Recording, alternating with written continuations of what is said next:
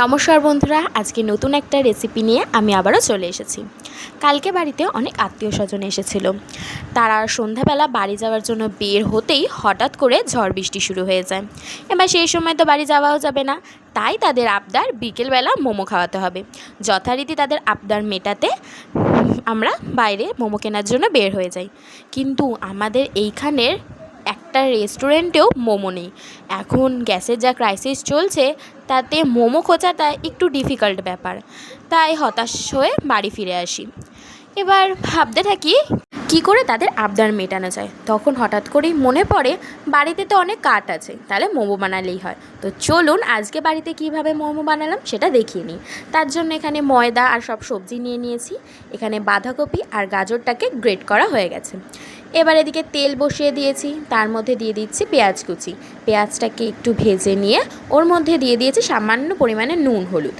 সেইটাকে দিয়ে পেঁয়াজটাকে আবারও কিছুক্ষণ ভেজে নিচ্ছি।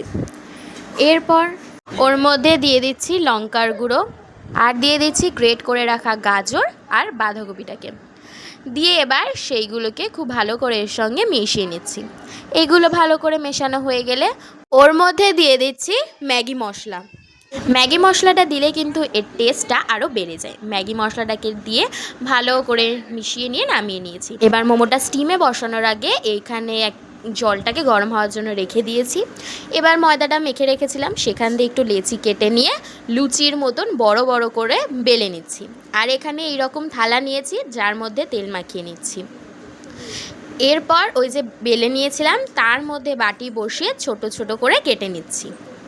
এবার এইটার মধ্যে দিয়ে দিচ্ছি পুরটা দিয়ে এর পাশে জল লাগিয়ে দিচ্ছি যাতে এটা না খুলে যায়।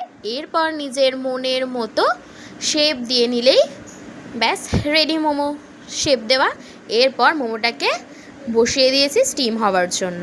শুধু তো আর মোমো করলেই হবে না, তার সঙ্গে চাটনিও করতে হবে। তাই টমেটোটাকে সিদ্ধ করে নিয়েছি এবং টমেটোটা ও তার সঙ্গে রসুন ও শুকনো লঙ্কা দিয়ে পেস্ট বানিয়ে নিয়েছি। এইদিকে কিন্তু আমাদের মোমো রেডি। এবার চাটনিটা করে ফেলি। তার জন্য কড়াইয়ে তেল গরম হয়ে গেলেই ওই যে পেস্টটা করে রেখেছিলাম সেইটাকে দিয়ে ওর মধ্যে আমি দিয়ে দিচ্ছি পরিমাণ মতো নুন, লঙ্কার গুঁড়ো, চিনি আর দিয়ে দিচ্ছি গোলমরিচের গুঁড়ো। আর হ্যাঁ, ওটা কিন্তু আমি কালার লঙ্কা ব্যবহার করেছিলাম। এবার সব কিছুকে মিশিয়ে নিয়ে সব কিছু ফুটে এলেই নামিয়ে নিচ্ছি। ব্যাস আমাদের কিন্তু চাটনি রেডি। ব্যাস আজকের রেসিপি কিন্তু রেডি।